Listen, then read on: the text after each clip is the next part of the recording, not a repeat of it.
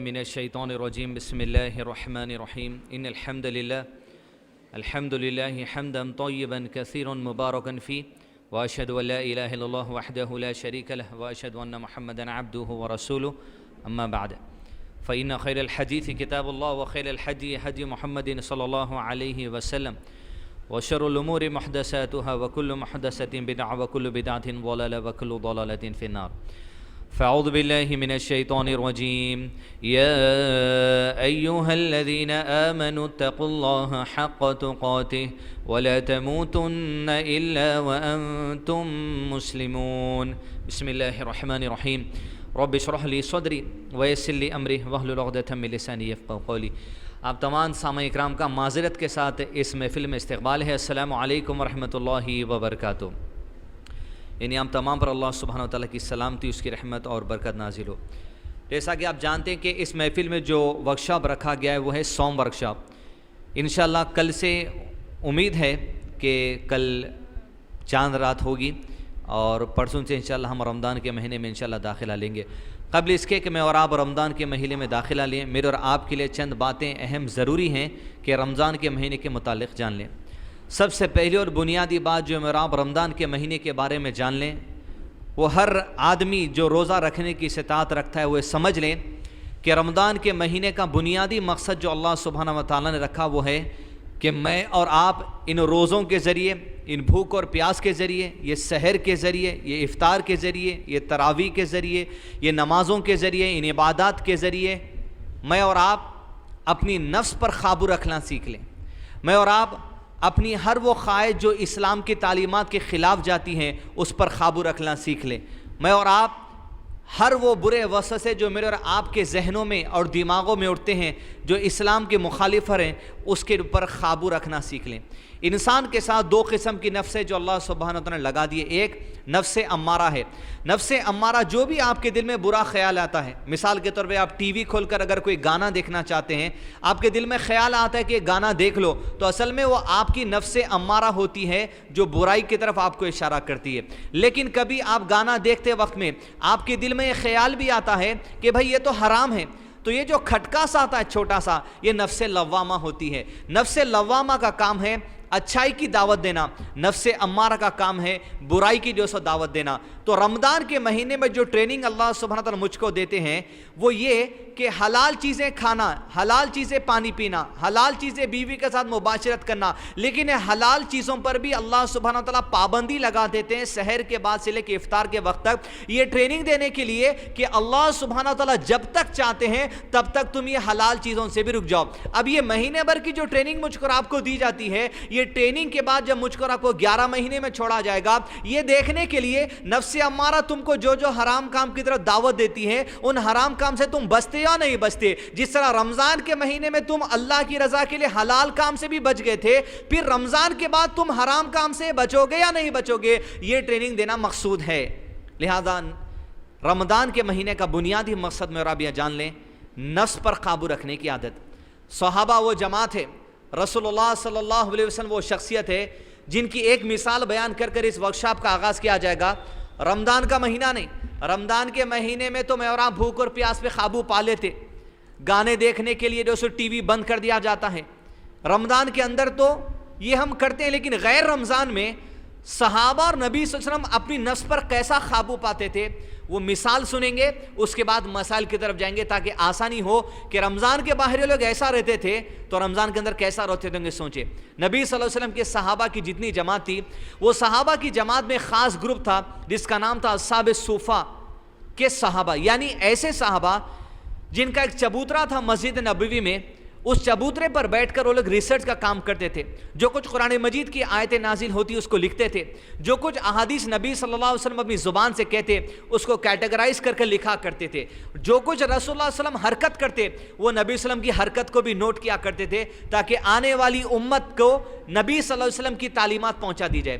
یہ اصحاب صوفہ کا کام یہ تھا یہ اپنے آپ کو اللہ سبحانہ تعالیٰ کے دین کے لیے وقف کر چکے تھے، یعنی یہ کوئی کاروبار نہیں کرتے تھے، لیکن ان کی کمائی وغیرہ کوئی ذریعہ نہیں تھا، اپنے آپ کو اتنا وقف کر دیے تھے، لوگ ان کو کھجور لا کر دیتے تھے، اونٹ کا دودھ لا کر دیتے تھے، کھانے پینے کی چیزیں لا کر دیتے تھے، اس پر اپنا گزر بسر کرتے تھے۔ کبھی کبھی ایسا ہوتا لوگ کھانے پینے کی چیزیں لانے کے لیے ان کو دیر کر دیتے، تو ابو ہریرہ یہ اصحاب صوفہ میں سے ایک بڑے صحابی ہیں، اور ابو ہریرہ کی خاصیت تمام صحابہ میں یہ ہے، جتنے احادیث ہم کو نبی صلی اللہ علیہ وسلم کے ملتے ہیں، احادیث کیسا آتے؟ صحابہ سنتے، لکھ کر ہم تک پہنچا دے۔ سب سے زیادہ احادیث ہم تک کسی صحابی نے دیے تو وہ ابو ہریرہ نے دیے، اور ابو ہریرہ کے بعد سب سے زیادہ احادیث ہم کو کسی نے دیے تو عائشہ رضی اللہ عنہا نے دیے۔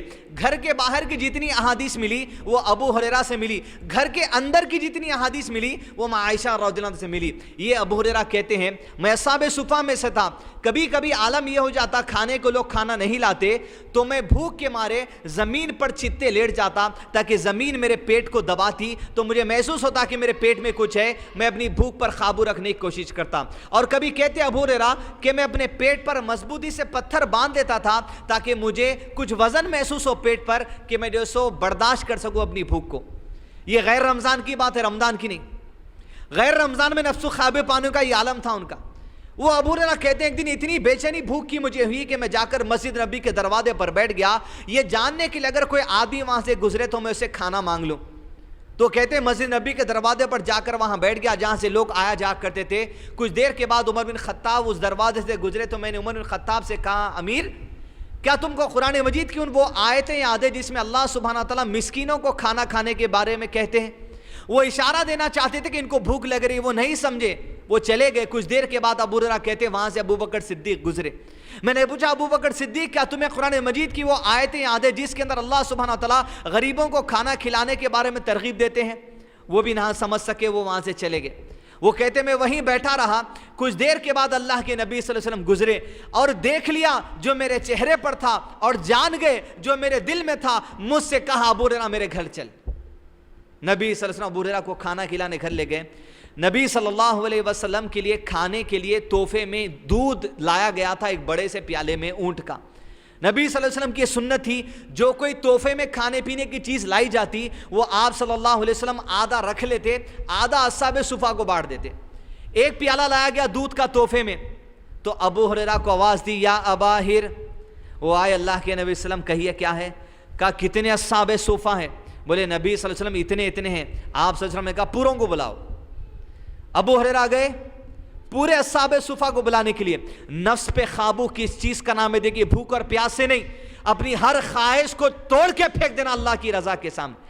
ابو ہریرہ جب نبی صلی اللہ علیہ وسلم کی بات سنے کہ جا سب کو بلا کر لا، تو ابو ہریرہ کہتے ہیں اس حدیث کی روایت کرنے والی وہ کہتے ہیں میں جب چلا تو میرے دل میں یہ سوچتا گیا کہ کاش وہ دودھ کا پیالہ اللہ کے نبی صلی اللہ علیہ وسلم میرے حوالے کر دیتے، میں پیتا، میرے جسم میں بھوک مرتی اور میں طاقت اپنے لیے حاصل کرتا، لیکن میں کچھ نہ کہہ سکا، اس لیے میرے نبی صلی اللہ علیہ وسلم کا حکم تھا میں اس کے سوا کچھ نہ کرتا کہ اصحاب صفہ کو بلا کر لاتا۔ بولے میں اپنی بھوک کو قربان کیا، اصحاب صفہ کو بلا کر لایا۔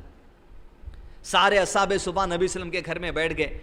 آپ صلی اللہ علیہ وسلم نے آواز دی یا ابا ہر، کہا لبیک یا رسول اللہ صلی اللہ علیہ وسلم، کہیے کیا ہے؟ کہا دودھ کا پیالہ لو، سیدھے ہاتھ سے جتنے اصحاب صفہ ایک ایک کو پلانا شروع کرو۔ وہ کہتے ہیں کہ مجھے بھوک بڑی زور کی لگی، میری آس پڑی تھی اس دودھ کے پیالے میں، لیکن اللہ کے نبی صلی اللہ علیہ وسلم مجھے حکم دیتے تو نہیں پینا، پہلے سیدھے ہاتھ سے پلاتے چلا جا۔ میں ایک کو پلاتا پیالہ لیتا، دوسرے کو پیالہ لیتا، تیسرے کو دیتا پیالہ لیتا، چوتھے کو دیتا پیالہ لیتا، یہاں تک کہ سارے اصحاب صفہ پی گئے۔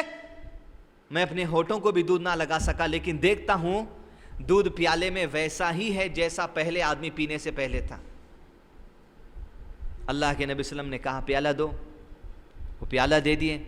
کہا یا ابا ہر، کہا لبیک یا رسول اللہ صلی اللہ علیہ وسلم۔ بولے ابو ہریرہ پیالے میں دودھ باقی ہے اور وستو اور میں باقی ہے۔ کہا اللہ کے نبی صلی اللہ علیہ وسلم ذات کی قسم جس کے قبضے میں میری جان ہے، آپ نے سچ کے سوا کچھ نہیں کہا، بے شک میں اور آپ باقی ہیں۔ کہا ابو ہریرہ بیٹھ جا اور دودھ پینا شروع کر۔ ابو ہریرہ بیٹھتے ہیں، اللہ کا نام لیتے ہیں، وہ نفس پر قابو جو اب تک رکھے، اصحاب صفہ کو بلانے گئے، اپنے نفس سے قابو کیا، ایک ایک کو اپنے ہاتھوں سے پلاتے گئے، اپنے نفس سے قابو کیا۔ کہا ابو ہریرہ پیتا گیا، اللہ کا نام لیے، پی گئے فل پیٹ اور زمین پر رکھ دیا. نبی صلی اللہ علیہ وسلم نے کہا اور پی, پھر اٹھاتے گئے پھر پیا. تیسری مرتبہ نبی صلی اللہ علیہ وسلم نے کہا پھر پی. ابو ہریرہ کہتے ہیں پھر پیا. چوتھی مرتبہ نبی نے کہا پھر پی. ابو ہریرہ نے کہا اس ذات کی قسم ہے جس نے آپ کو حق کے ساتھ مبعوث کیا, اے اللہ کے نبی صلی اللہ علیہ وسلم میرے پیٹ میں کوئی اور جگہ باقی نہیں. اللہ کے نبی صلی اللہ علیہ وسلم کو دودھ کا پیالہ دیا گیا. یہ ہے محمد رسول اللہ صلی اللہ علیہ وسلم کی ذات جو نفس پہ قابو سکھانا شروع کیے. جو دودھ اللہ کے نبی صلی اللہ علیہ وسلم کے لایا گیا تھا, آپ نے اپنی بھوک کو چھپایا, ابو ہریرہ کو قابو کرنے کی تعلیم دی, سارے اصحاب صفہ کو پلایا, ابو ہریرہ کو پلایا. جب دودھ پیا گیا تو آسمان کی طرف دیکھ کر کہا اللہ تیرا شکر ہے, اور اللہ کا نام لیا اور دودھ سارا جو پینا تھا اپنی تقدیر میں پی گئے. یہ غیر رمضان کی بات ہے, لوگ نفس قابو ایسا کرتے تھے ایک دوسرے مسلمان کی جو پرواہ کے لیے. عزیز احمد, رمضان کا مہینہ یہی ہے, بھوک اور پیاس اپنی مٹا کر ہر خواہش کو قربان کرنا ہے, ہر برائی کو توڑ کر پھینک دینا ہے, قتل کر دینا ہے. ہر نفس امارہ کی بات جو غیر رمضان میں بھی 11 مہینوں میں آئے گی, ہر نفس امارہ کی بات کو قربان کرنا ہے. نفس لوامہ کی بات پر لبیک کہتے ہوئے اپنے رمضان کا آغاز کرنا ہے. آئیے 50 مسائل رمضان کے متعلق ہم سیکھنے کی کوشش کریں گے. سب سے پہلا پوائنٹ نمبر 1, صوم. عزیزان احمد, رمضان وہ مہینہ ہے جس کی 3 خاصیت علماء کرام نے بیان کی. سب سے پہلی خاصیت یہ کہ اسلام کے 5 ارکان ہیں. 5 ارکان میں اس مہینے کے اندر جو روزے رکھنا ہے, روزے رکھنا اسلام کا 4تھا رکن اللہ سبحانہ وتعالی نے قرار دیا گیا ہے. 4تھا رکن, یہ سب سے پہلی خاصیت ہے اس مہینے کی. دوسری خاصیت اس مہینے کی یہ ہے, یہی مہینے میں قرآن مجید اللہ کے نبی صلی اللہ علیہ وسلم کی امت پر جو بھیجا گیا, پورا کا پورا لوح محفوظ سے بیت العزا پر, یہی وہ مہینہ جس میں قرآن مجید نازل کیا گیا. تیسری خاصیت اس مہینے کی یہ ہے, ایک ایسی رات جس کی تعداد 1000 مہینے سے بڑھ کر ہے, وہی رات جس میں قرآن مجید نازل کیا گیا, وہی رات ہے جو صرف اسی مہینے کے اندر آتی ہے. یہ 3 خصوصیت ہے اس مہینے کے. اس کے علاوہ مزید خصوصیات ہیں جو ہم آنے والے اس ورکشاپ کے دوستوں دیگر پوائنٹس میں دیکھیں گے. پہلی پوائنٹ, 3 خصوصیت والا مہینہ. دوسرا, روزے کے لیے جو لفظ قرآن مجید میں استعمال کیا گیا, احادیث میں استعمال کیا گیا, وہ صوم ہے. قرآن مجید میں اللہ تعالیٰ سورہ مریم میں فرماتے اعوذ باللہ من الشیطان الرجیم وقولی انی نذرت للرحمن صوما. مریم علیہ السلام نے کہا کہ میں نے اللہ سبحانہ تعالیٰ کے لیے روزہ رکھا ہے. روزے کے لفظی معنی ہے رک جانا. کس سے رک جانا؟ ہر اس چیز سے, سحر سے لے کے افطار تک رک جانا جس کے لیے اللہ سبحانہ وتعالی نے رکنے کا حکم دیا. صوم کی یہ تعلیم ایک مہینہ مجھ کو اور آپ کو جو ٹریننگ دی جاتی یہی ہے, ہر اس برائی سے رک جانا آنے والے 11 مہینوں میں بھی جسے اللہ تعالیٰ نے رکنے کے لیے کہا. صوما کے لفظی معنی ہے رک جانا. پوائنٹ نمبر 2, روزے کب فرض ہوئے؟ نبی صلی اللہ علیہ وسلم کی عمر جب 40 سال ہوئی تو آپ صلی اللہ علیہ وسلم کو نبی بنایا گیا. اس کے بعد 23 سال آپ نبی کی حیثیت سے زندگی گزارے.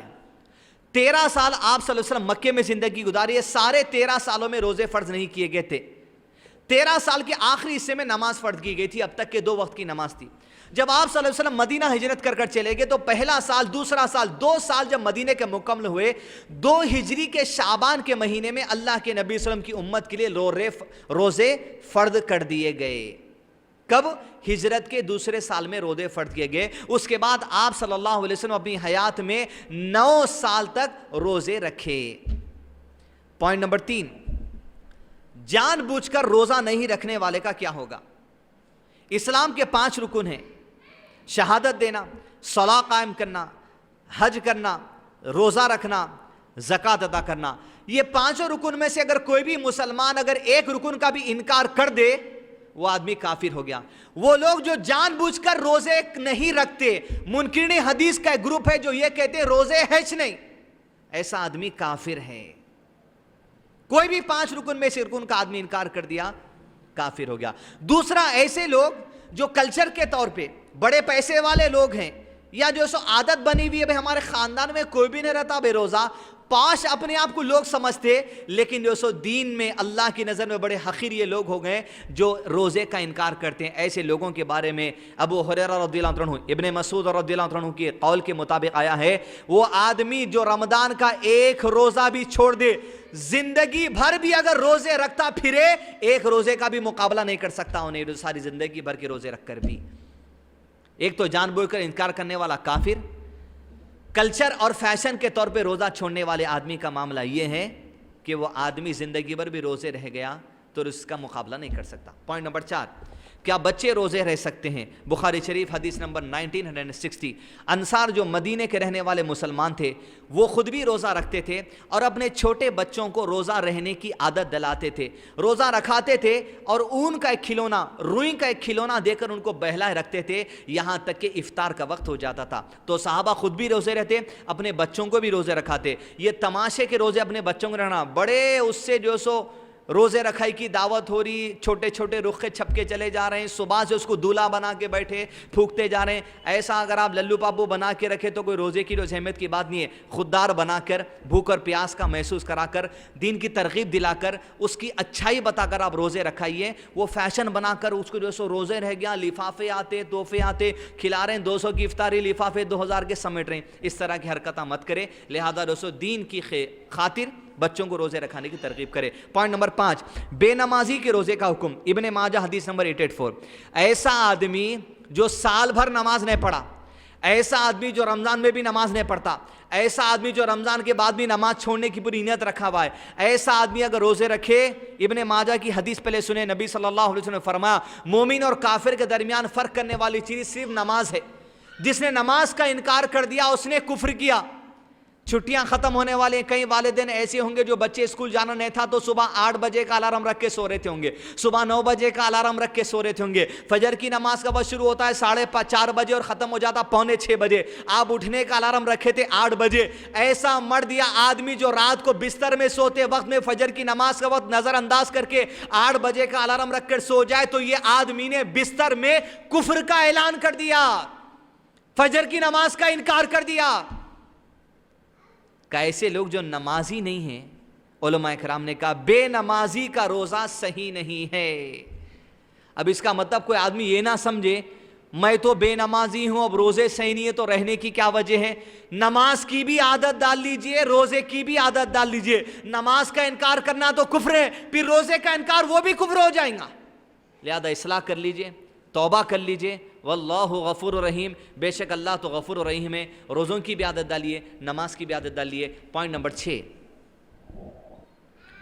رمضان کا چاند دیکھ کر روزہ رکھنا چاہیے۔ بخاری شریف حدیث نمبر 1906، نبی صلی اللہ علیہ وسلم نے فرمایا ماہ رمضان کا چاند دیکھ کر روزہ رکھو اور ماہ شوال کا چاند دیکھ کر روزہ چھوڑ دو۔ اس کا مطلب یہ نہیں ہے اگر چاند نے دکھا تو آپ روزے نہ رہنا، جیسا چاند دکھنے کا اعلان علماء کرام کر دیں، یا دوستو جو کمیٹی مسلمان علماء کرام کی بنائی گئی ہے وہ لوگ جیسا اعلان کر دیں کہ بھئی چاند دکھ چکا ہے، روزے رکھ لینا چاہیے۔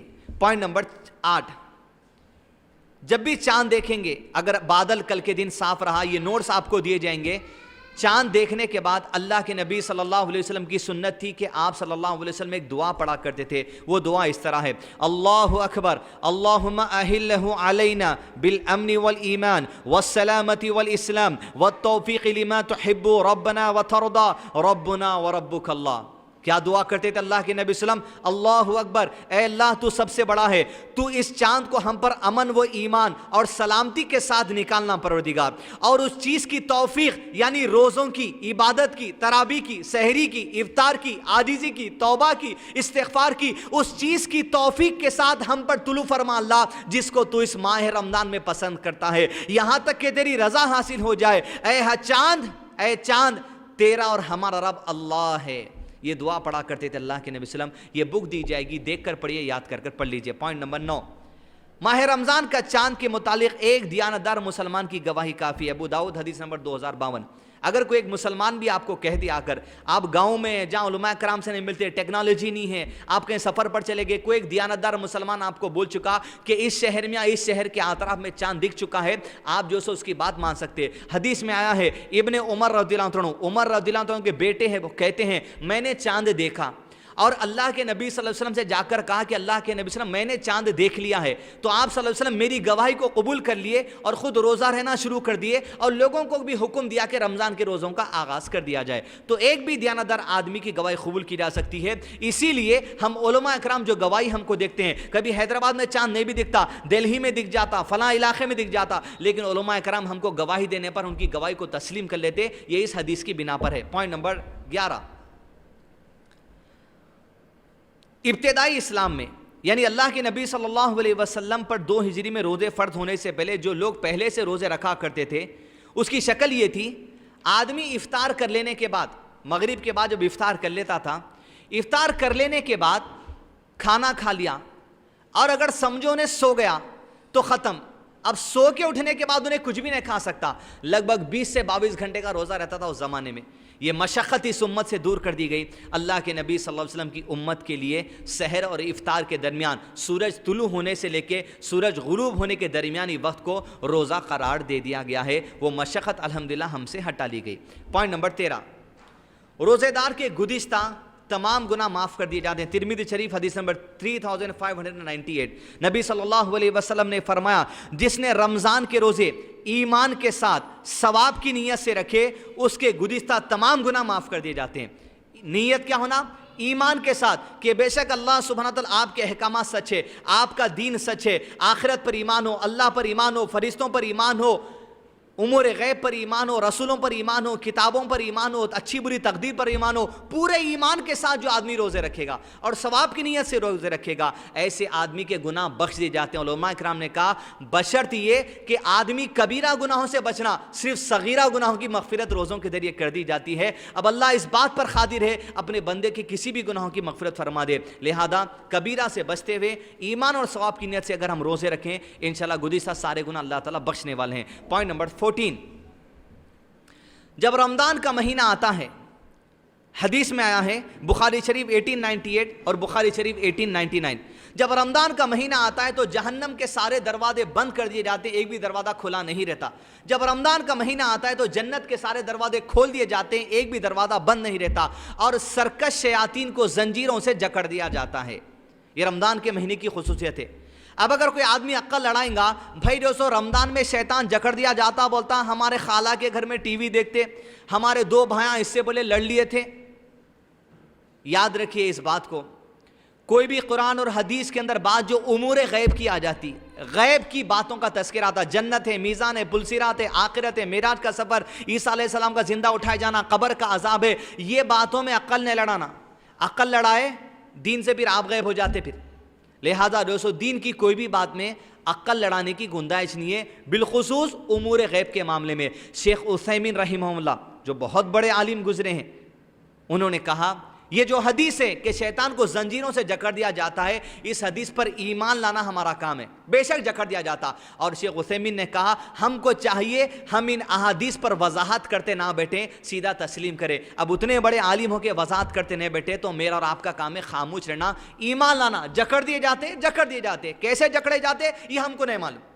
یہی تو ایمان ہے. ایمان کا تقاضا یہ ہے, اللہ تعالیٰ قرآن مجید میں فرماتے اعوذ باللہ من الشیطان الرجیم الذین یؤمنون بالغیب, مومنوں کا معاملہ یہ, وہ غیب کی باتوں پر سیدھا ایمان لاتے, عقل نہیں لڑاتے, سوالات کرتے نہیں پھرتے.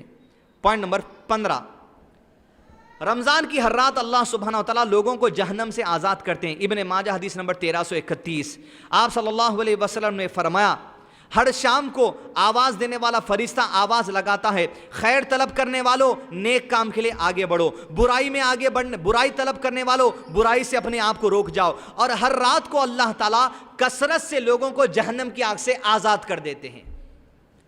تراویح میں سجدوں میں جب جائیں توبہ استغفار کرتے رہے, اپنے گناہوں کو یاد کر کر خیر کی دعائیں طلب کرتے رہیں, ہدایت طلب کرتے رہیں, قرآن سمجھ کر پڑھنے کی توفیق مانگتے رہیں, دین کی صحیح فہم کی توفیق مانگتے رہیں, صحابہ کے نقش قدم پر چلنے کی توفیق مانگتے رہیں. یہی استغفار سے, ان تراویحوں سے, ان نمازوں سے, ان تہجد سے, دعاؤں سے, افطار سے, سحر سے ہدایت طلب کریں, مغفرت طلب کریں. اس لیے کہ ہر رمضان کی رات کو مغفرت کے فیصلے ہوتے ہیں. نہ جانے اللہ تعالیٰ اگر ہو سکے پروردگار اللہ ہمارے لیے بھی جہنم کی آگ سے آزادی کا فیصلہ لکھ دے, آمین.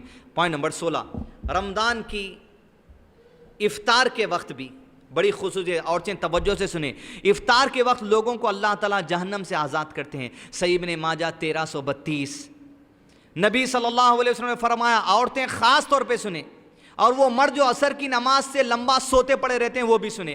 نبی صلی اللہ علیہ وسلم نے فرمایا بلا شبہ اللہ تعالیٰ ہر روز افطار کے وقت لوگوں کو جہنم سے آزاد کرتے ہیں, اور ایسا اللہ تعالیٰ ہر رات کو کرتے ہیں.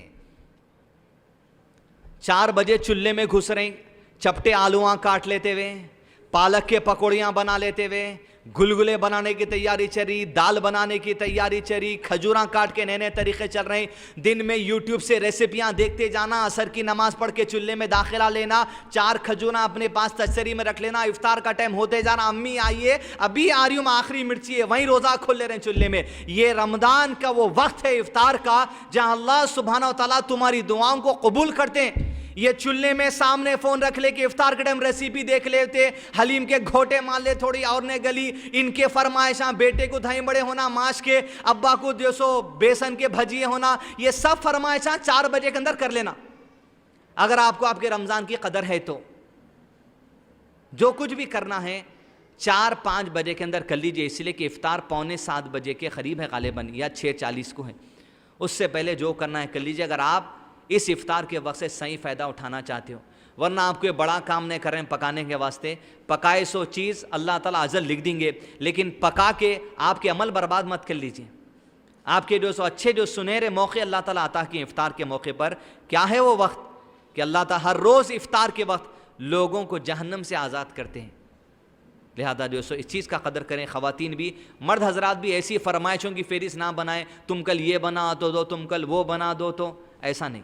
लिहाजा आप भी इनका ख्याल रखें, औरतें खुद भी अपना ख्याल रखें। पॉइंट नंबर 18, रोज़ा रखने वाले के लिए फज्र से पहले नीयत करना ज़रूरी है। सही अबी दाऊद 2143, नवैतु सुम्मे गदन लिल्लाहि ताला मिन सौम रमज़ान, ये सहरी की नीयत नहीं है। नीयत दिल के इरादे का नाम है। मिसाल के तौर पे अगर आप सफ़र पे जा रहे हैं आज सुबह 9 बजे, या आपको ऐसा दिख रहा कि हरारत आपकी बढ़ रही बुखार की वजह से, और आप ऐसा दिख रहा कि रोज़ा नहीं रह सकते, तो आपको चाहिए फजर की नमाज से पहले आप नीयत कर लेना, रह रहे हैं या नहीं रह रहे हैं। नहीं, रोज़ा रह ले रहे हैं, सहरी कर ले रहे हैं, ठीक रहा तो कंटिन्यू, नहीं तो तोड़ देना, वो पहले डिसाइड कर लेना। रमज़ान के रोज़े की नीयत फजर की नमाज के वक्त शुरू होने से पहले कर लेना चाहिए। हर रोज़े के लिए नीयत है।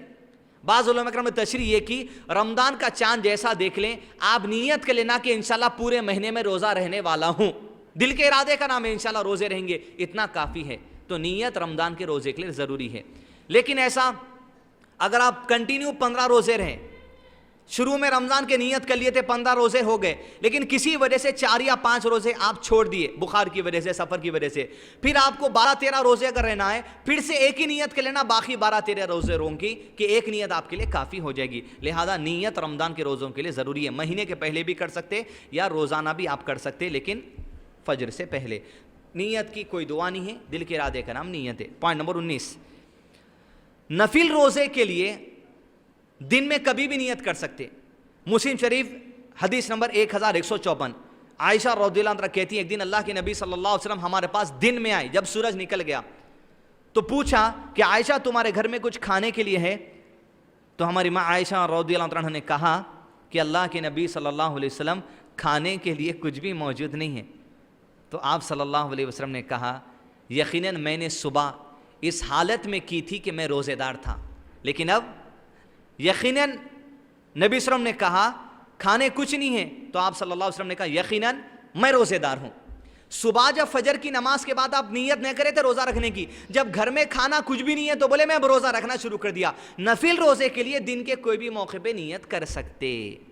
दूसरा, नबी सल्लल्लाहु अलैहि वसल्लम दूसरे दिन माँ आयशा के घर में गए, तो माँ आयशा ने कहा अल्लाह के नबी वसल्लम पड़ोसी की तरफ से खाने ये चीज़ आ गई, तो अल्लाह के नबी वसल्लम बिस्मिल्लाह बोले और खा गए, और कहा यकीनन आयशा अल्लाह की कसम मैं सुबह इस हालत में करा था कि मैं रोज़ेदार था, लेकिन अब खाना मिलने से मैं खा लिया। नफिल रोज़ा दिन में कभी भी खोल ले सकते, आपका नहीं रहने का इरादा है, रहने का इरादा है तो कभी भी नियत भी कर ले सकते।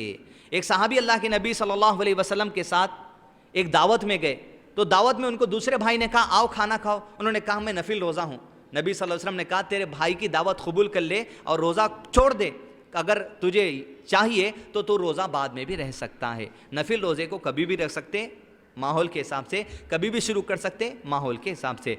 खाना नहीं खाए तो कहीं खा ले रहे हैं पी ले रहे हैं, नफिल रोज़ा नहीं, वो खाते पीते रोज़ा बच्चों का वैसा नहीं खाना चढ़ते। पॉइंट नंबर 20, सहरी करने में बरकत है। बुखारी शरीफ 1923, मुस्लिम शरीफ 1096, नबी सल्लल्लाहु अलैहि वसल्लम ने फरमाया सहरी खाया करो क्योंकि सहरी खाने में बरकत है। कई लोग ऐसे हैं जो रात में इफ्तारी कर लेते, देर तक खा लेते, अब कहाँ उठना पड़ता भाई, सुबह फजर के बाद ही जो उठेंगे, रात में पानी वानी खजूर वगैरह खा लेके सो जाते। ये तरीक़ा दुरुस्त नहीं है। सहरी فجر سے پہلے کا نام ہے اور اسی وقت جو سحر کرنا چاہیے وہی وقت افضل ہے. صحابہ اور نبی صلی اللہ علیہ وسلم اسی وقت سحری کیا کرتے تھے, لہذا اس وقت کھانا کھا کر ہم جو روزہ رکھنا چاہیے. اس لیے واضح حدیث آ چکی, سحری کرو, اس میں برکت ہے. اب کن کن معاملات میں زندگی کے برکت ہونے والی ہے اللہ سبحانہ تعالیٰ بہتر جانتے ہیں, لہذا اس برکت کے ماحول کو ہم گھر کے اندر بھی برکت کا موقع بنائیں, سب کو سحری اٹھائیں, ساتھ میں کھلائے پلائیں, الحمدللہ سحری رکھیں. پوائنٹ نمبر 21, سحری تاخیر سے کرنے کا حکم ہے. بخاری شریف حدیث نمبر 622, نبی صلی اللہ علیہ وسلم نے فرمایا, بلال رضی اللہ عنہ رات کے وقت اذان دیتے تھے, لہذا تم بلال کے اذان دینے تک کھاتے پیتے رہو. جب تک اذان سنے نہیں آتی, آخری ٹائم میں جب تک آپ کھانا کھا سکتے, چائے پیجئے, کھجور کھائیے, جو کھا سکتے کھائیے. لیکن دو باتوں کی ذہن میں رکھیے. ایک, ہمارے شہر میں دو طرح کے مسجد ہے, دو طرح کی اذان ہوتی. ایک اذان ہمارے شہر میں اس وقت ہوتی مساجد میں جب فجر کی نماز کا وقت شروع ہو جاتا. جیسے سحری کا وقت ختم ہوا, فجر کی نماز کا وقت وہیں شروع ہو جاتا. جیسے فجر کی نماز کا وقت شروع ہوتا, کئی مساجد ایسے ہیں جس میں اذان دے دی جاتی. یہ اذان کو آپ فالو کر سکتے ہیں, حی علی الصلاۃ حی علی الفلاح کہنے تک آپ کھائے, حرج کی بات نہیں ہے. لیکن بعض مساجد ہمارے شہر میں ایسے ہیں جو فجر کی نماز کا وقت شروع ہونے کے 10 سے 15 منٹ ٹال کر اذان دیتے.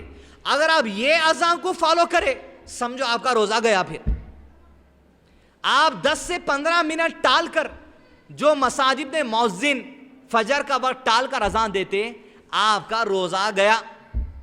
لہذا پہلے معلوم کر لیجئے فجر کا وقت شروع ہوتے ہی کون اذان دے رہے ہیں, ان کی اذان کو فالو کرنا. نہیں تو اتنے چالو رہتے لوگ, ذرا دیر سے اٹھے, سمجھو وہاں کی اذان نہیں ہوئی نا, وہاں کی اذان آپ فالو کرے تو گیا سمجھو روزہ آپ کو. جو اول وقت کا ہے وہی روزہ آپ کو جو سو فالو کرنا پڑے گا, اسی میں جو سو آپ کے لیے خیر والی بات ہے. پوائنٹ نمبر 22, ہمارے پاس تصور ہے ہم صرف افطار میں کھجور سے کھاتے. نبی صلی اللہ علیہ وسلم سحری کے مطابق بھی کھجور کی تلقین کیے. حدیث ابی داؤد 2345, نبی صلی اللہ علیہ وسلم نے فرمایا, مومن کی بہترین سحری کھجور ہے. لہذا جب آپ کھانا کھا لیں, پانی پی لیں, اس وقت آپ سحری میں 3 کھجور یا 5 کھجور کھا لیا کریں, یا جتنے میسر ہیں آپ کھا سکیں, اس لیے کہ بہترین سحری کھجور کی سحری ہے. سحری میں بھی کھجور کا استعمال کیا کریں. پوائنٹ نمبر 23, افطار میں جلدی کرنے کا حکم. پہلے حدیث سنیں, اس کے بعد وضاحت. بخاری شریف 1957, بخاری شریف 1954, نبی صلی اللہ علیہ وسلم نے فرمایا, لوگ جب تک افطار میں جلدی کریں گے ہمیشہ خیر اور عافیت سے رہیں گے.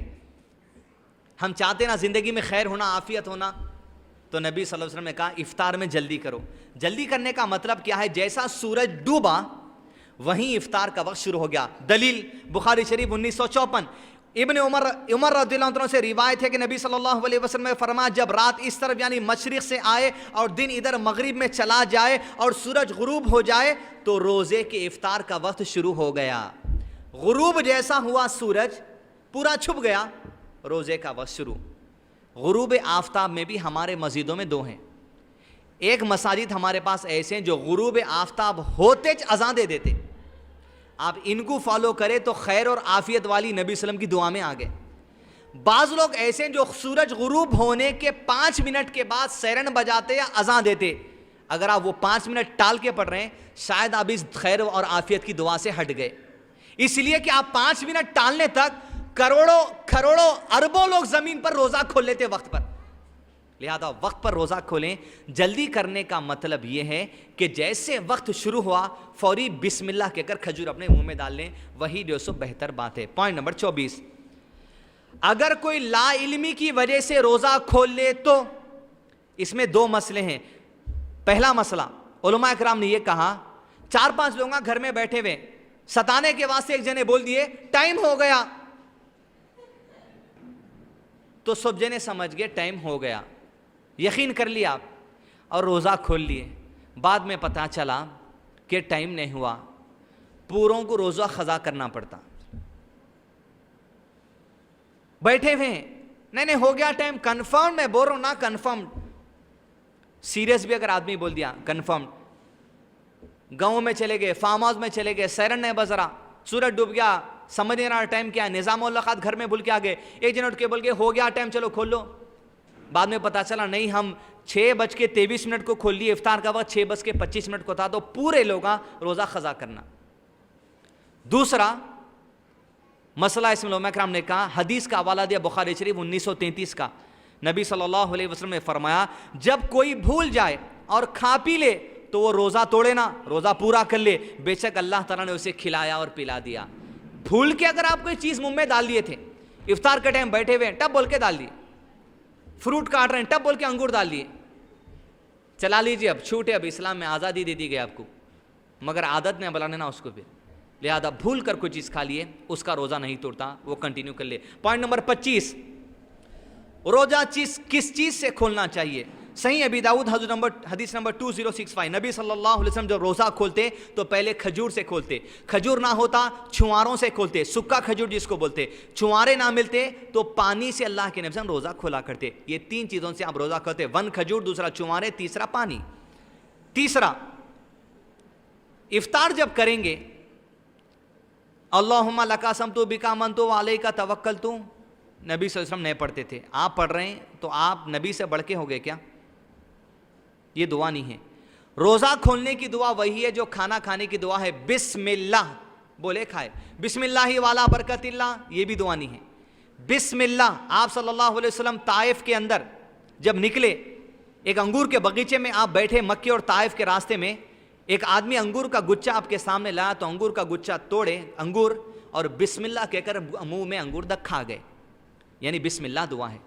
جب کھجور کھا گئے آپ, افطار پی گئے اور پانی پی گئے, کھجور کھا کے پانی وغیرہ پینے کے بعد یہ دعا ہے, کھانا کھانے کے بعد کی دعا افطار میں وہ یہ دعا ہے, ذهب الظمأ وابتلت العروق وثبت الاجر انشاء اللہ.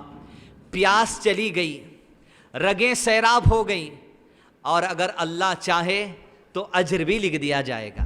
کتنی پیاری دعا ہے. پیاس بجھ گئی, گلا بھیگ گیا, اگر اللہ چاہے اجر و ثواب بھی لکھ دیا جائے گا. یہ دعا کھجور کھا کے پانی پینے کے بعد کی ہے.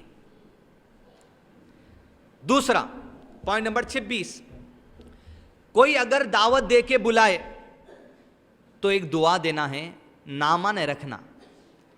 پہلے جاتے دسترخوانہ ٹٹول رہے ہیں, نیت جو سو استغفار کی کرے, کچھ اچھا کرے, کیا لا رہے ہیں؟ دھیمڑے نہیں ہیں آپ کن, حلیم نہیں ہیں آپ کن, فلاں نہیں ہے آپ کن, کیونکہ بعض ہر گھر کا کلچر الگ لیتا. بعض لوگ پورے فروٹ کو کاٹ کے ایک جگہ ملا دیتے.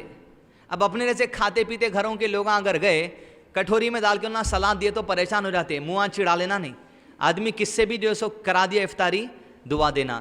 جس کے گھر افطار کی جائے اس کو یہ دعا دینا ہے, افطر عندکم الصائمون واکل طعامکم الابرار وصلت علیکم الملائکہ.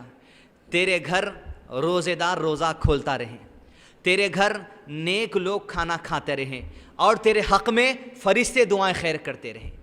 کتنی پیاری دعا ہے. لہذا یہ دعا ان لوگوں کو دینی چاہیے جو افطار کی دعوت پر بلاتے ہیں.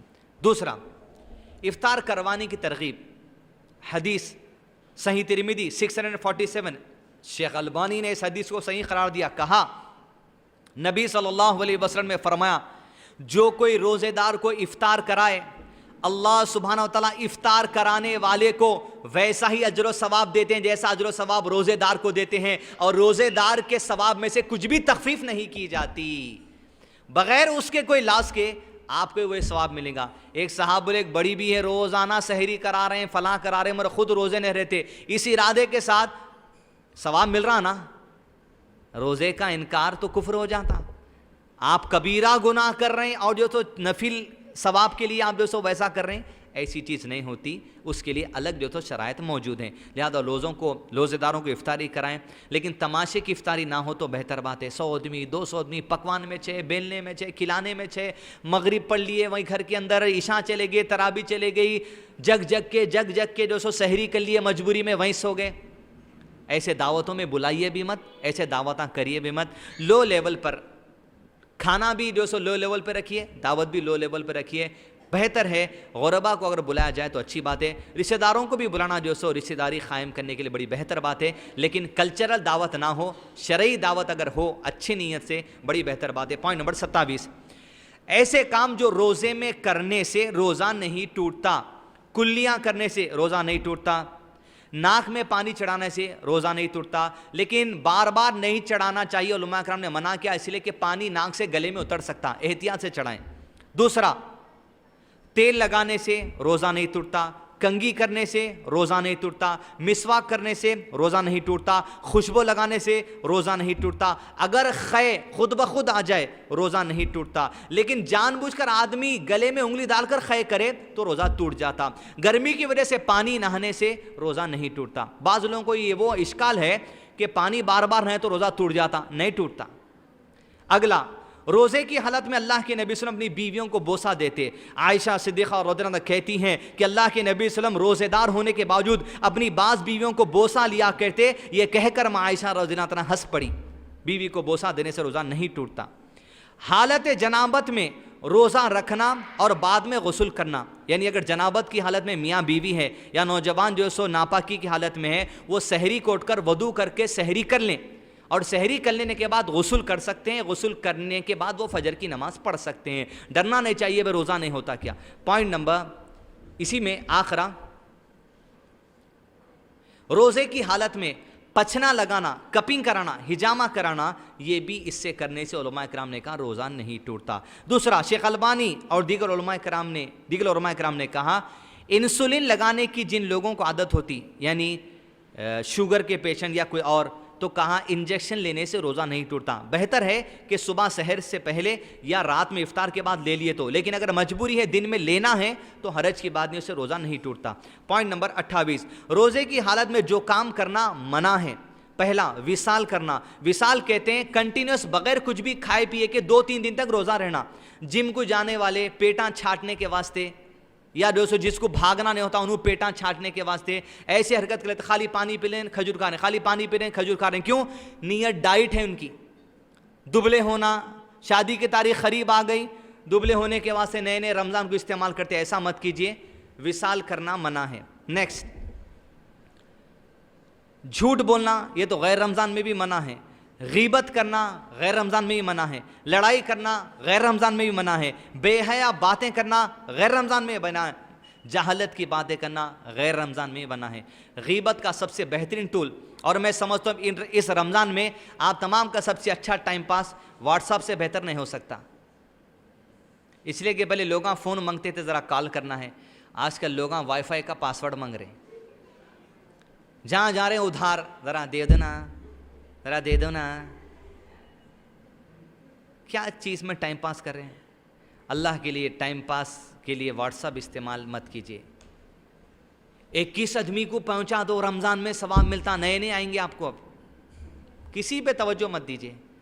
دین اللہ کی کتاب قرآن مجید میں ہے، دین اللہ کے نبی صلی اللہ علیہ وسلم زندگی احادیث میں ہے، یہ واٹس ایپ دین سیکھنے کی جگہ نہیں ہے، یہ دوستو بیکار ہے۔ غیبت کا سب سے ٹیکنالوجیکل اڈا واٹس ایپ ہے، لہذا اس اڈے سے بچ کے رہیے، اپنی انگلیوں کو بچائیے، انگلیوں کے گناہ سے بچیے، انگلیوں کے گناہ سے بچیے، غیبت سے بچیے، چغلی سے بچیے۔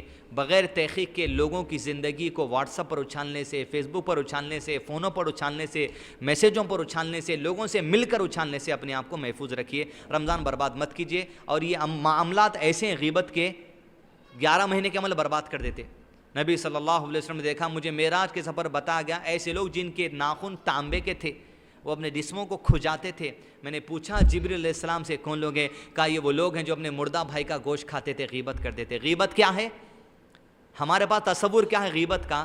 نبی صلی اللہ علیہ وسلم نے کہا غیبت یہ ہے کہ تم اپنے بھائی کے بارے میں ایسی باتیں دوسروں کے سامنے کہو جو وہ سننے کو پسند نہیں کرتا۔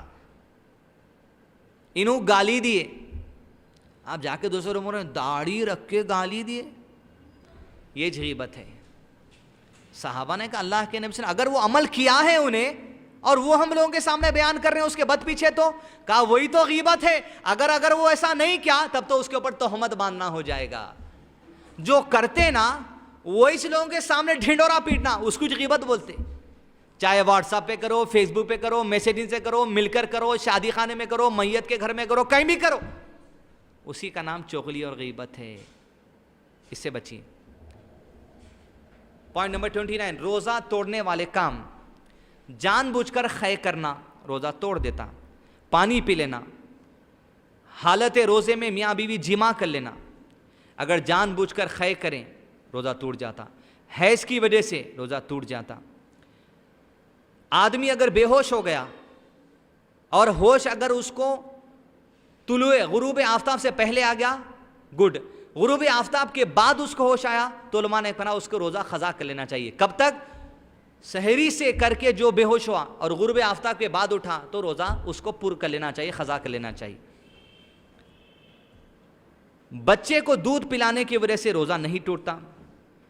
بلڈ ٹیسٹ کرانے کے لیے یا کوئی بھی ٹیسٹ کرانے کے لیے اگر آپ کا خون نکالنا ہے انجیکشن میں، وہ خون نکالنے سے بھی علماء کرام نے کہا روزہ نہیں ٹوٹتا۔ دانتوں کے درمیان سے اگر خون نکل گیا مسواک کرنے سے، کلی کر لینا، روزہ نہیں ٹوٹتا، اس کو نگلنا نہیں۔ اور اگر کوئی مارے خون نکل گیا تب بھی روزہ نہیں ٹوٹتا، ایسا برا مارنا بھی نہیں۔ پوائنٹ نمبر 30، حیض والی عورتوں کے لیے صرف روزوں کی قضا ہے، نماز کی قضا نہیں۔ مسلم شریف حدیث نمبر 335، عائشہ صدیقہ رضی اللہ عنہا نے کہا کہ ہمیں روزوں کی قضا کا حکم دیا جاتا، لیکن رمضان میں حالت حیض میں جتنی نمازیں چھٹی ان نمازوں کی قضا کا حکم نہیں دیا جاتا، صرف روزوں کی قضا ہے۔ اس میں ایک پوائنٹ ہے، مثال کے طور پہ ظہر کی نماز کا وقت شروع ہوتا ہے 12:30 بجے، 12:30 بجے ظہر کی نماز کا وقت شروع ہوا اور آپ نماز یہ سوچے ہوئے ہیں کہ 1 بجے پڑھیں گے، لیکن 12:45 بجے حیض شروع ہو گیا تو 15 منٹ 12:30 سے 12:45 آپ نماز ظہر کے دائرے میں آگے تھے۔ جب آپ طہارت کی حالت میں آئیں گے یہ نماز آپ کو دہرانا پڑے گا، اسی لیے کہ نماز فرض ہو گئی تھی 12:30 بجے آپ کے اوپر۔ لہٰذا عورتوں کو جب حیض کی تاریخ قریب آنے کا اندیشہ ہو، صلاح کا وقت شروع ہوتے ہی نماز پڑھ لے تو بہتر بات ہے۔ پوائنٹ نمبر 31، سفر میں روزہ رکھا بھی جا سکتا ہے، روزہ چھوڑا بھی جا سکتا ہے، بشرط یہ کہ روزے کی قضا بعد میں کر لی جائے۔ قرآن مجید میں اللہ تعالیٰ نے فرمایا مسافر اور بیمار روزہ چھوڑ سکتے ہیں بشرط کہ روزے کی قضا کر لیں۔ وضاحت اس کی اس طرح ہے، مثال کے طور پہ لوگ انڈیا کا چاند دیکھ کر رمضان شروع کرتے، سعودی عرب میں عمرہ کرنے جا کر وہاں پر کیا کرتے؟ عید کرتے۔ یہاں پر چاند دکھتا 1 دن کے بعد کبھی، اور وہاں پر 29واں چاند ہو گیا تو آپ کے 28 روزے ہوتے۔ اگر 28 روزے اگر کسی کے ہوئے سفر کی وجہ سے تو انڈیا آنے کے بعد وہ لوگ 1 روزہ پورا کر کے 29 روزے پورے کر لینا، یا وہاں بھی کر سکتے۔ دوسرا مسئلہ، آپ یہاں کا چاند دیکھ کر نکلے اور وہاں پر 30 روزے ہو گئے، یہاں بھی 1 روزہ مل گیا، وہاں بھی 1 روزہ مل گیا، اور آپ وہاں پر عید سے پہلے انڈیا واپس آ گئے لیکن آپ کے 30 روزے پورے ہو گئے۔ یہاں وہاں اگر آپ کے 30 روزے پورے ہو گئے، انڈیا واپس آنے کے بعد یہاں پر رمضان چل رہا اور 1 روزہ ہے، تب آپ کو 31 روزے کرنے کی ضرورت نہیں ہے، 30 آپ کے لیے کافی ہے۔ علماء کرام نے کہا 31واں روزہ آپ کے لیے نفل ہوگا۔ پوائنٹ نمبر 32، حاملہ عورت اور دودھ پلانے والی عورت اگر مشقت محسوس ہوتی ہو تو وہ روزہ چھوڑ سکتی ہے۔ ابی داؤد حدیث نمبر 2107، نبی صلی اللہ علیہ وسلم نے فرمایا بے شک اللہ تعالیٰ نے مسافر سے روزے اور نصف نماز، آدھی نماز، ایسے لوگ جو سفر میں نماز کو آدھا کرنے سے ڈر جاتے، اپنی عقل لڑاتے، ارے ہے نہ پڑھ لیں گے۔ سفر میں اگر آدمی ہے ظہر کی نماز 2 پڑھ سکتا، عشاء کی نماز 2 پڑھ سکتا، عصر کی نماز 2 پڑھ سکتا، اس کو اپنانا چاہیے، اللہ تعالیٰ کی طرف سے تحفہ ہے۔ کہا نبی صلی اللہ علیہ وسلم نے، اور اللہ تعالیٰ نے حاملہ عورت اور دودھ پلانے والی عورت سے صرف روزے ساخط کر دیے، وہ چھوڑ سکتی ہے مشقت کی وجہ سے لیکن بعد میں قضا کر لیں۔ پوائنٹ نمبر 33، مرنے والے آدمی کے ذمے اگر کچھ روزے ہوں تو اس کا ولی اس کے مرنے کے بعد ان روزوں کو پورا کر سکتا ہے۔ پوائنٹ نمبر 34، ایسا بوڑھا شخص یا بوڑھی عورت یا بیمار آدمی جس کو اپنی بیماری سے ریکور ہونے کی امید نہ ہو، وہ روزے چھوڑ سکتا ہے اور بعد میں قضا نہیں کرنا چاہتا تو وہ رمضان میں ہر روزہ چھوڑنے کے بدلے ایک مسکین غریب آدمی کو کھانا کھلائے، ایسا کھانا جو وہ خود کھاتا ہے۔ اس میں 2 وضاحتیں علماء کرام نے کی۔ پہلی وضاحت، ایک ہی دن میں آپ 30 الگ الگ آدمیوں کو رمضان کے 30 روزوں کا کھانا کھلا دے سکتے۔ دوسرا، ایک ہی آدمی کو آپ 30 دن کا راشن بھی دے سکتے۔ تیسرا، ایک ہی دن میں 30 الگ الگ روزوں کو ایک ٹائم کا کھانا کھلا سکتے۔ یہ تینوں صورتوں کو علماء کرام نے جائز قرار دیا۔ دلیل، بڑی عمر کے بوڑھے کا روزہ چھوڑ دینے کی رخصت دی گئی، وہ ہر دن کے بدلے ایک مسکین کو کھانا کھلا دے اور اس پر قضا کرنا ضروری نہیں ہے. یہ بوڑھا آدمی بھی کر سکتا یا ایسا آدمی بھی کر سکتا جس کی بیماری سے ریکور ہونے کی اس سے جلد امید نہیں ہے, لمبی بیماری ہے, دوائیاں ہیں, یا شوگر کے ایسے پیشنٹ جن کو وہ کیا کرتے تھے خون کا وہ کرتے دیکھیے ڈائلسس, جن کو مسلسل ڈائلسس کا, اگر ایسے لوگ بھی ہیں علماء کرام سے مشورہ کر کے آپ بھی ایسا شاید کر سکتے ہیں. پوائنٹ نمبر 35, رمضان کے قضا روزے چاہے تو مسلسل بھی رکھے جا سکتے ہیں, چاہے تو الگ الگ بھی رکھے جا سکتے ہیں, بشرطے آنے والا رمضان آنے سے پہلے پورا کر لیں. خواتین اور ایسے مرد جو روزہ چھوڑ چکے ہیں توجہ سے سنیں, اس میں 2 رائے علماء کرام نے دی. حیض کی وجہ سے اس رمضان میں کچھ روزے چھوٹے تو آنے والا رمضان آنے سے پہلے روزے پورے کر لینا. لیکن اگر حمل سے آپ ہیں یا دودھ پلانے کی مشقت آپ کو ہے, ایسے وجہ سے آپ آنے والے رمضان آنے تک بھی روزہ نہیں رکھے تو چھوٹ ہے, تھوڑی گنجائش ہے. لیکن اگر نہ حمل کا معاملہ ہے نہ دودھ پلانے کا معاملہ ہے, لیکن آپ خالی ٹال مٹول میں رہ گئے, حیض کے روزے یا مرد حضرات چھوڑے ہوئے سفر کے روزے رمضان میں جو چھوڑ دیے تھے, آنے والے رمضان آنے تک بھی روزے نہیں رکھے آپ, تب ایسی صورت میں علماء اکرام نے 2 رائے دی. پہلی رائے یہ دی, آپ اگر 1 سال گزر جانے کے بعد دوسرا رمضان آ گیا, دوسرے رمضان کے روزے رکھ کے اس سے پہلے کے سال کے روزے رکھنا چاہ رہے ہیں تو روزے رکھ سکتے. ایسے روزے رکھنے کے بعد آپ کو فدیہ دینا نہیں ہے. فدیہ کیا ہے؟ ایک مسکین کو کھانا کھلانا. یہ رائے امام ابو حنیفہ رحمۃ اللہ علیہ کی ہے اور یہ رائے امام بخاری کی ہے. لیکن دوسری رائے علماء کرام کی یہ ہے, ایسا آدمی یا عورت جو اگلے سال تک بھی روزے نہیں رکھا, دوسرا رمضان آ گیا, دوسرے رمضان کے بعد وہ روزے رکھنا چاہ رہا اپنے پہلے رمضان کے چھوٹے ہوئے, تو وہ ہر روزہ رکھتے ہوئے فدیے میں ایک مسکین کو کھانا بھی کھلانا. عورتیں یہ کام کرنا ہے جو مشقت نہیں تھی ان کے لیے. یہ رائے امام مالک کی ہے, امام شافعی کی ہے, امام احمد بن حنبل کی ہے, اور دیگر کئی علماء کرام نے اسی رائے کو تسلیم کیا. اس رائے کو بہت بڑے عالم شیخ عثیمین رحمہ اللہ نے اس طرح بیان کیا, وہ لوگ جو اگلا رمضان گزر آنے تک بھی روزے مکمل نہیں کرے, ایسے لوگوں کو جو ہر روزے کے ساتھ, ہر روزے کی قضا کے ساتھ ایک مسکین کو کھانا کھلانے کا جو حکم ہے, ابو ہریرہ اور ابن عباس کی روایت کے اندر, ابو ہریرہ اور ابن عباس کی روایت کے اندر, تو اس کا مطلب یہ ہے کہ ان کو قضا دینا ہے, لیکن فدیہ دینا لازم نہیں ہے, مستحب ہے. دے لیے تو بہتر بات ہے.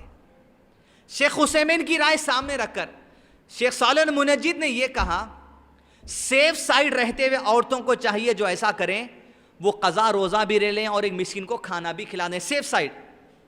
اور کہا ایسا عمل کرنا برا ہے, آئندہ بار ایسے عمل سے احتیاط کیا جائے. پوائنٹ نمبر 36, جان بوجھ کر روزہ توڑ دینا کبیرہ گناہ ہے. اس لیے کہ حدیث میں صحابہ کا قول ہے, کہا تم زندگی بھر بھی اگر روزے رہ لو گے رمضان کے ایک روزے کا مقابلہ بھی نہیں کر سکتے.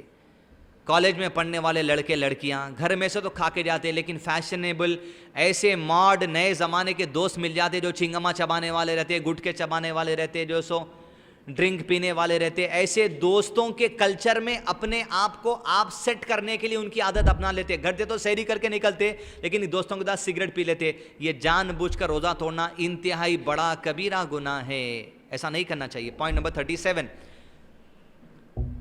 جمعے کے دن نفل روزہ, خاص اونلی جمعہ کے دن نفل روزہ رہنے کی ممانعت ہے. اونلی سیٹرڈے کے دن نفل روزہ رہنے کی ممانعت ہے. جمعرات جمعہ آپ رہ سکتے, یا جمعہ ہفتہ اتوار آپ رہ سکتے, یا ہفتہ اتوار آپ رہ سکتے, لیکن خاص جمعہ نہیں رہنا ہے, خاص ہفتہ نہیں رہنا ہے. لیکن علماء کرام نے کہا ایک روزہ کسی کا چھوٹ گیا تھا ہو اور وہ رمضان کے روزے کی قضا کرنا چاہ رہا تو جمعے کے دن رمضان کی قضا کا کر سکتا, لیکن نفل روزہ خاص جمعے کے دن نہیں ہے, 1+2 سے کرنا چاہیے. نیکسٹ پوائنٹ نمبر 38, شوال کے 6 روزے رکھنا. رمضان کے روزے چھوڑ کے خالی شوال کے 6 روزے رکھے تو سال کے روزوں کا ثواب نہیں ملتا.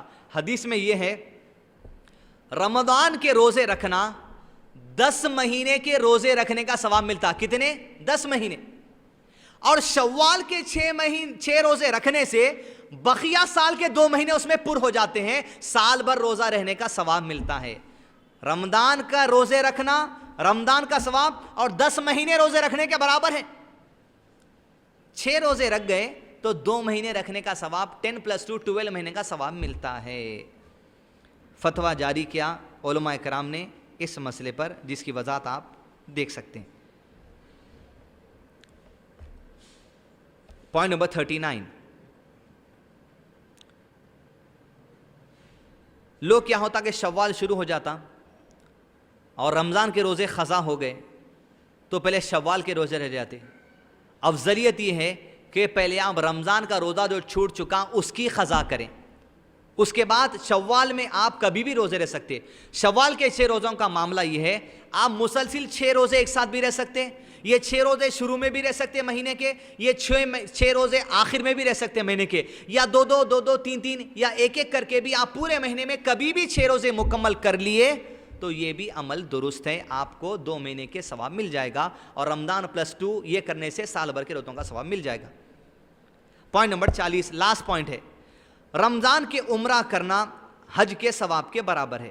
نبی صلی اللہ علیہ وسلم نے فرمایا، بخاری شریف حدیث نمبر 1863، رمضان آ جائے تو عمرہ کر لینا، کیونکہ رمضان میں عمرہ کرنا حج کے برابر ہوتا ہے۔ حج جو استطاعت والے آدمی پر فرض ہے وہ تو الگ ہی ہے، ویسا ثواب اللہ تعالیٰ یہاں پر بھی دے دیتے، لیکن یہ کر لینے سے وہ حج ساقط نہیں ہو جاتا، وہ اپنی جگہ فرضی رہتا۔ یہاں پر رمضان اور روزوں سے متعلق 40 مسائل مکمل ہوئے۔ مختصر وقت میں آپ کے سامنے قیام اللیل، تراویح، اعتکاف کے مسائل بیان کیے جاتے ہیں۔ میں معافی چاہوں گا کہ میرے لیٹ ہو گئی، میں دور سے آنا تھا، کچھ دوسرے کام سے رک گیا۔ ایک 15 منٹ آپ کے اور ہوں گے۔ خواتین اگر گھر میں اجازت نہیں ہے تو آپ جا سکتی، جو بیٹھ سکتے ہیں بیٹھے۔ قیام اللیل، اعتکاف۔ پوائنٹ نمبر 41، قیام کھڑنے کو، عبادت کو، لیل رات کی، قیام اللیل رات کا قیام۔ عشاء کی نماز کے بعد سے لے کے سحری کا وقت ختم ہونے تک جو کچھ بھی قیام آپ کر لیں وہ قیام اللیل میں کاؤنٹ ہوتا ہے۔ قیام اللیل کے بارے میں نبی صلی اللہ علیہ وسلم نے حدیث بیان کی، ترمذی شریف 808۔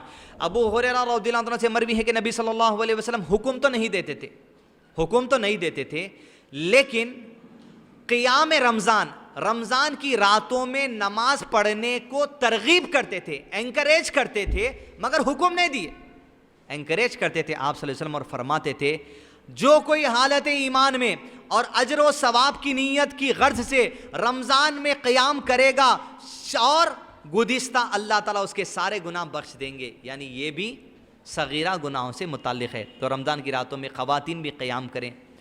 جیسے عشاء سے فارغ ہوئے، ایسا مت کرو بھائی کھانا کھا لیں گے تھوڑی دیر سو جائیں گے، عشاء پڑھے فوری نماز ادا کر لیجئے 8 رکعت، آپ فارغ ہو جائیے۔ یا آپ تہجد میں اٹھ کے 8 رکعت پڑھنا چاہ رہے ہیں، جبھی بھی پڑھ سکتے، ساری رات میں کبھی بھی آپ 8 رکعت نفل نماز پڑھ لیجئے، 3 رکعت وتر پڑھ لیجئے، 1 رکعت وتر پڑھ لیجئے، کافی ہے، رمضان کا قیام کاؤنٹ ہو جائے گا۔ پوائنٹ نمبر 2، قیام اللیل مسجد میں باجماعت کرنا افضل ہے، کیونکہ نبی صلی اللہ علیہ وسلم نے ایسا کیا۔ بخاری شریف حدیث نمبر 1129، نبی صلی اللہ علیہ وسلم 3 دن تک صحابہ کو مسجد نبی میں 8 رکعت، کتنے؟ 8 رکعت نفل نماز پڑھائے، 2 کر کے 3 دن تک پڑھائے، تو صحابہ کی 4تھی دن بہت بڑی جماعت جمع ہو گئی۔ تو نبی صلی اللہ علیہ وسلم گھر کے باہر نہیں آئے۔ دوسرے دن صحابہ نے پوچھا، اللہ کے نبی صلی اللہ علیہ وسلم آپ 3 دن نماز پڑھائے، 4تھے دن باہر نہیں آئے؟ تو نبی صلی اللہ علیہ وسلم نے کہا، مجھے اس بات کا ڈر ہوا تمہاری تعداد کو دیکھ کر کہ کہیں اللہ تم پر یہ نماز فرض نہ کر دے، اور جب فرض ہو گئی تو تم عاجز آ جاؤ، لہذا میں اس لیے نہیں آیا۔ لہذا رمضان کی رات میں مسجد میں جماعت کے ساتھ تراویح پڑھنا افضل ہے۔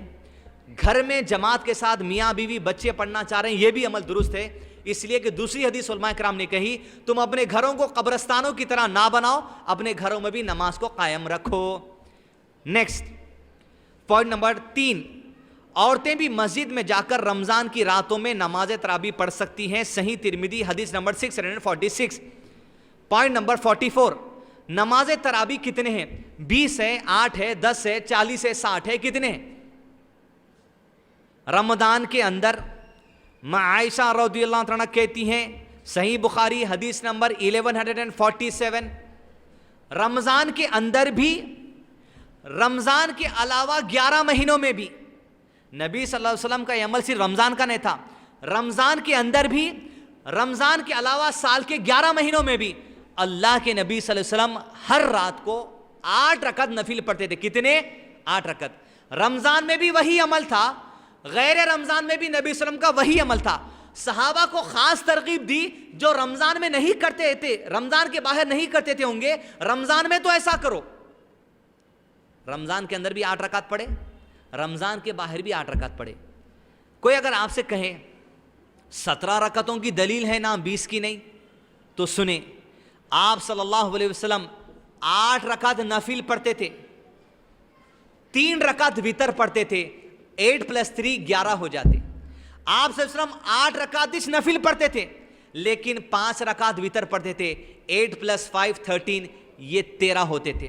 نبی صلی اللہ علیہ وسلم 8 رکعت ہی نفل پڑھتے تھے لیکن 7 رکعت وتر پڑھتے تھے. 8 + 7 15 ہو جاتے ہیں. نبی صلی اللہ علیہ وسلم 8 رکعت نفل پڑھتے تھے، 9 رکعت وتر پڑھتے تھے.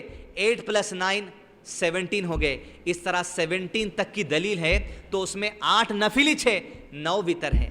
وتر پڑھنے کا طریقہ یہ ہے، جب 3 رکعت وتر آپ پڑھیں، 3 رکعت وتر میں ایک ہی تشہد ہے. جیسا مغرب کی نماز ہم پڑھتے 2 رکعت پڑھتے، تشہد پڑھتے، پھر اٹھتے 1 رکعت پڑھتے. وتر میں ایسا 3 نہیں پڑھنا چاہیے. وتر میں کنٹینیو 3 پڑھنا چاہیے اور ایک ہی تشہد پڑھنا چاہیے.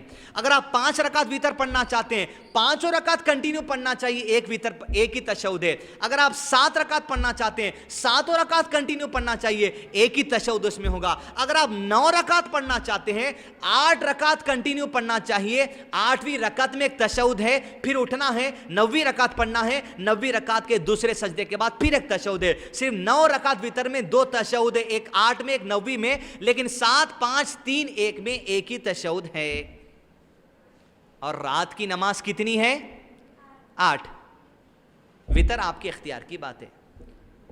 اب لوگ بولیں گے میں مکے میں مدینے میں 20 پڑھتے نا، تو ہمارا تعلق رسول اللہ صلی اللہ علیہ وسلم سے ہے، ہمارا تعلق نبی صلی اللہ علیہ وسلم کے عمل سے ہے.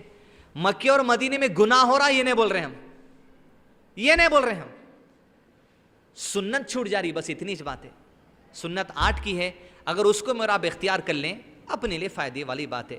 اللہ تعالیٰ نے فرمایا من یطع الرسول فقد اطاع اللہ، جس نے اللہ کے نبی صلی اللہ علیہ وسلم کی اطاعت کی حقیقت میں اس نے اللہ ہی کی اطاعت کی. مکے مدینے میں غلط ہو رہا یہ کوئی نہیں بولتا، گناہ ہو رہا یہ کوئی نہیں بولتا، ان کا عمل ہے. نفل نماز ہے، بے شک ہر نفل نماز کو ثواب مل رہا ہوں گا، لیکن سنت چھوٹ جا رہی، اس بات کا ہمیں لحاظ رکھنا چاہیے. پوائنٹ نمبر 45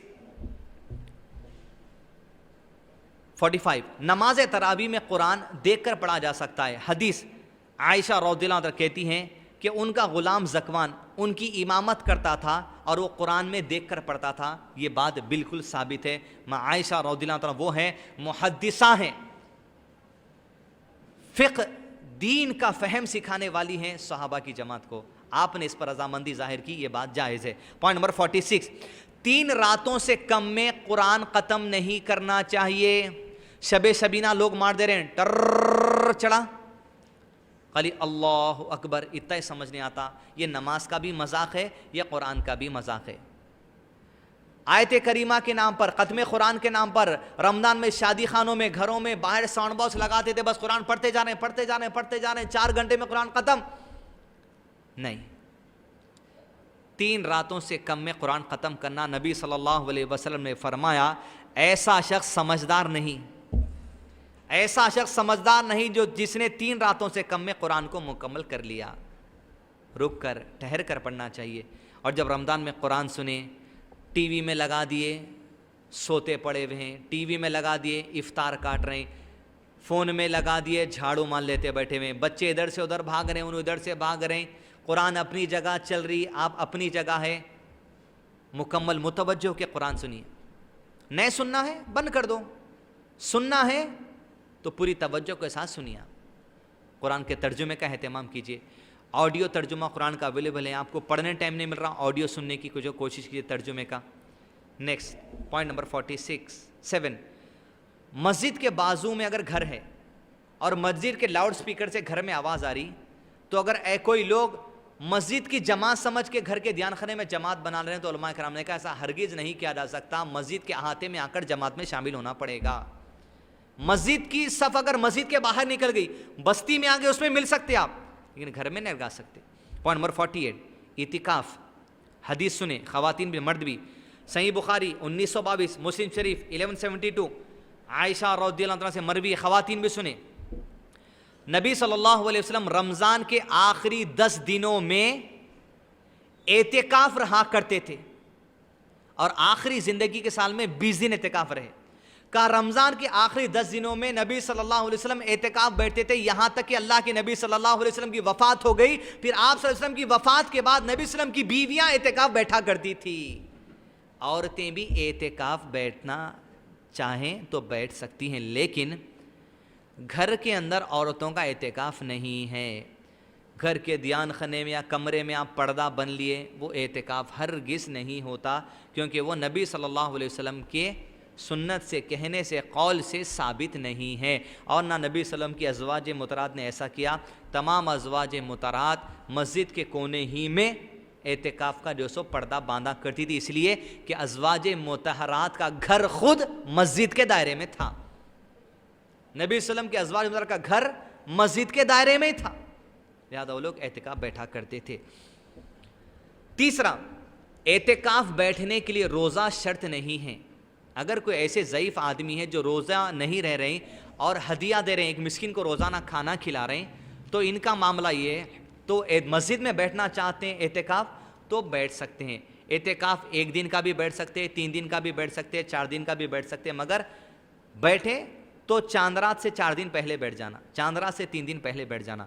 سنت نبی صلی اللہ علیہ وسلم کی 10 دن کی ہے، علماء کرام نے 1 2 3 دن کی بھی اجازت دی ہے۔ پوائنٹ نمبر 49 چاند رات سے پہلے بیٹھ سکتے، 1 دن بیٹھ کے اٹھ سکتے، اس معاملے میں آپ علماء کرام سے رہنمائی حاصل کر لیجیے۔ پوائنٹ نمبر 49 شب قدر۔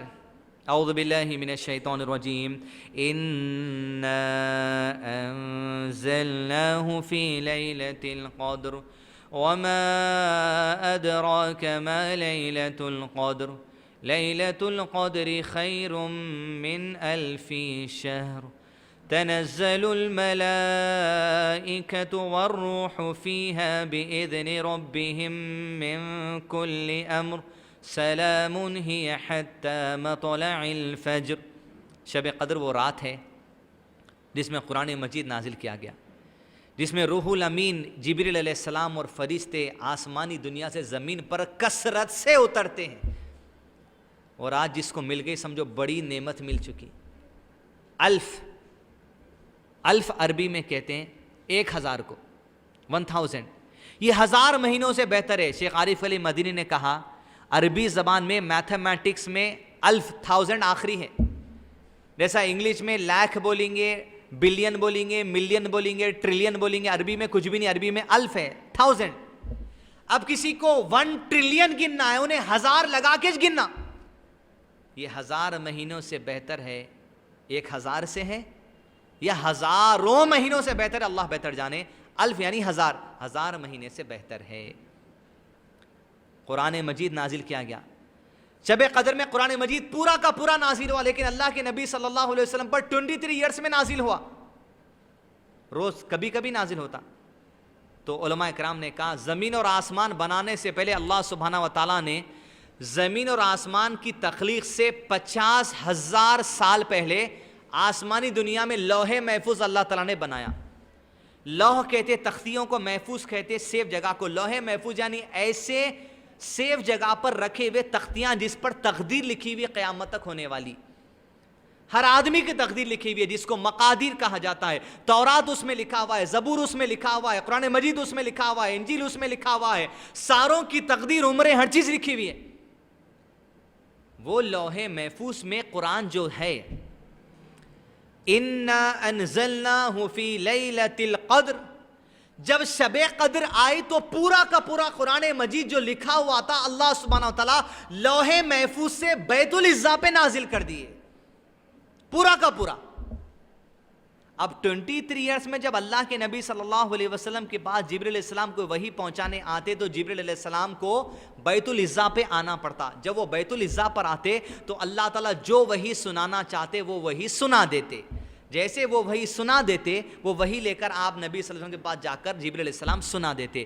لوح محفوظ سے شب قدر کو جب نازل ہوا وہ لوح محفوظ سے بیت العزا پہ آیا اور 23 ایئرس کے اسپین میں نبی صلی اللہ علیہ وسلم پر نازل ہوا. پوائنٹ نمبر 52، رمضان میں سخاوت اور قرآن کا دور. جبریل علیہ السلام ہر رمضان میں نبی صلی اللہ علیہ وسلم پر جتنا قرآن نازل ہوا اتنا سناتے اور اتنا ہی قرآن نبی صلی اللہ علیہ وسلم جبریل علیہ السلام کو سناتے. اس حدیث سے استدلال کرتے ہوئے علماء کرام نے کہا ایک قرآن کا دور کم سے کم کر لینا چاہیے. یا خود پڑھ لو تراویح میں، یا تراویح کہیں پڑھی جاتی ہے تو پڑھو، یا ضروری نہیں ہے قرآن ختم کرنا، آپ آدھا پارہ بھی پڑھ سکتے، ایک ایک رکوع بھی پڑھ سکتے. لیکن اس حدیث سے استدلال لیا گیا کہ اگر آپ ایک قرآن کا دور رمضان میں کر لیں تو بہتر بات ہے، سنت یہ ہے. لاسٹ پوائنٹ، روزے کی حالت میں اگر میاں بیوی کو ستائے، اگر بیوی میاں کو ستائے، غصہ آ گیا، بھائی بھائی کو ستائے، بہن بہن کو ستائے، غصہ آنے کی صورت میں یہ کہہ دینا چاہیے انی صائم، انی صائم، میں روزے دار ہوں، میں جھگڑا کرنا نہیں چاہتا. بس یہی ہمارا معمول ہونا چاہیے. آخری 2 پوائنٹ عید الفطر کے متعلق. عید الفطر ہماری عید صدقہ فطر کے نام سے ہے. صدقہ فطر کیا ہے؟ فطرہ جو ہم دیتے اس کا بنیادی مقصد علماء کرام نے بیان کیا. یہ بیان کیا، کیا بیان کیا گیا کہ رمضان کی روزوں کی حالت میں جو چھوٹی موٹی خطائیں ہو گئی، چھوٹی موٹی، عید الفطر کی نماز پڑھنے سے پہلے جو فطرہ دے دیتے ہیں، صدقہ فطر دیتے ہیں، اس سے اللہ سبحانہ و تعالیٰ 30 روزوں میں ہونے والے گناہوں کو معاف کر دیتے ہیں، چھوٹے. یہ مقصد ہے. صدقہ فطر دینے کا وقت کیا ہے؟ آخری روزہ جہاں ہوتا مغرب کی نماز سے لے کے عید کی نماز کا جو ٹائم ہے، یہ ٹائم کے درمیان عید الفطر کا صدقہ بانٹ دینا. عید کی نماز کے بعد اگر آپ بانٹے وہ صدقہ فطر شامل نہیں ہوتا، وہ عام صدقہ شمار ہوتا. کئی لوگ ایسے ہیں جو 3-4 دن پہلے، 5-6 دن پہلے صدقہ فطر فقیراں گھر پہ آسو بانٹنا شروع کر دیتے. نہیں، آخری دن افضل ہے. علماء کرام نے کہا گنجائش کے طور پہ ایک دن، اس لیے کہ صدقہ فطر کا مقصد ہے 30 روزوں میں ہونے والے گناہ، اس کا کفارہ ادا کرنا ہے. تو لہٰذا وقت آخری روزے کی مغرب کی نماز سے لے کے عید کی نماز سے پہلے، نماز کو پڑھنے سے پہلے یا نماز کو عیدگاہ سے جانے سے پہلے. صدقہ فطر میں کیا دیا جائے؟ مقدار کتنی ہے؟ 2.5 kg، 2.5 کلو. صدقہ فطر میں کیا دیا جا سکتا؟ گیہوں دیا جا سکتا، چاول دیا جا سکتا، آٹا دیا جا سکتا، جو دیا جا سکتا، جواری دی جا سکتی، بارلی دی جا سکتی، پنیر دیا جا سکتا. ایسی چیزیں، ان چیزوں میں جو آپ استعمال کرتے ہیں وہ چیزیں دینا چاہیے. صدقہ فطر کن لوگوں کو دینا چاہیے؟ صدقہ فطر انہی لوگوں کو دیا جا سکتا ہے جو زکوٰۃ کے مستحق ہیں. نیکسٹ، صدقہ فطر گھر کے بڑے کو، گھر کے تمام لوگوں کی طرف سے دینا چاہیے. غلام کی طرف سے بھی آقا کو صدقہ فطر دینا چاہیے، آزاد آدمی کو صدقہ فطر دینا چاہیے. گھر کے دن رمضان سے عید سے ایک دن پہلے بھی بچہ پیدا ہو، اس بچے کا بھی صدقہ فطر دینا چاہیے. روزے دار ہو یا غیر روزے دار ہو، ہر ایک کو صدقہ فطر دینا چاہیے. غریب ہو، کچھ بھی ہو، ہر ایک کو صدقہ فطر دینا چاہیے اپنے 30 روزوں کے ہوئے چھوٹی غلطیوں کا کفارہ ادا کرنے کے لیے. آپ نوکر ہیں، مالک اگر آپ کی طرف سے صدقہ دینا چاہتا آپ کے اوپر احسان ہے. ہر ایک کو صدقہ فطر ادا کرنا جائز ہے، ضروری ہے. آخری پوائنٹ، عید کی صلاح. عید کی صلاح عیدگاہ میں ادا کرنی چاہیے. عیدگاہ مسجد کو نہیں کہتے، عیدگاہ آسمان جو کھلا ہوتا ہے جس کے نیچے زمین ہوتی ہے اس کو عیدگاہ کہا جاتا ہے. پوائنٹ نمبر 2، عیدگاہ میں صرف اور صرف عید کی 2 رکعت نماز ہے، دوسری کوئی نماز نہیں ہے. عیدگاہ کے اندر عام طور پہ لوگ شاپنگاں کر کے مدینہ بلڈنگ کے چکراں کاٹ کے فجر گول کر دیتے اور عیدگاہ میں جا کے 2 رکعت قضا پڑھتے فجر کی. عیدگاہ میں کون سی بھی نماز نہیں ہے، عیدگاہ میں صرف عید کی 2 رکعت نماز ہے. عیدگاہ میں جانے کا طریقہ یہ بتایا گیا، جس راستے سے عیدگاہ جاؤ دوسرے راستے سے پلٹ کر گھر کو آنا. عورتوں کے بارے میں نبی صلی اللہ علیہ وسلم نے کہا حیض والی عورتوں کو بھی عیدگاہ لے جاؤ، حیض والی عورتوں کو بھی سبحان اللہ عیدگاہ لے جاؤ، لیکن ان کو مسلوں سے الگ رکھو. نماز جہاں قائم ہوتی سب اس سے الگ رکھو, اس لیے کہ وہ مسلمانوں کے بڑے مجمع کو بھی دیکھ لیں اور تمہاری دعاؤں کا حصہ بھی بن جائیں. عید کے نماز کا طریقہ یہ ہے, پہلی تکبیر دیں گے اللہ اکبر, ثنا پڑھ لینا.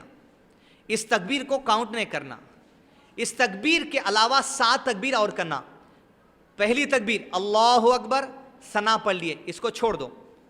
اللہ اکبر 1, اللہ اکبر 2, اللہ اکبر 3, اللہ اکبر 4, اللہ اکبر 5, اللہ اکبر 6, اللہ اکبر 7.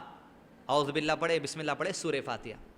دوسرا سورہ, رکوع کر لیے, پہلا سجدہ, دوسرا سجدہ.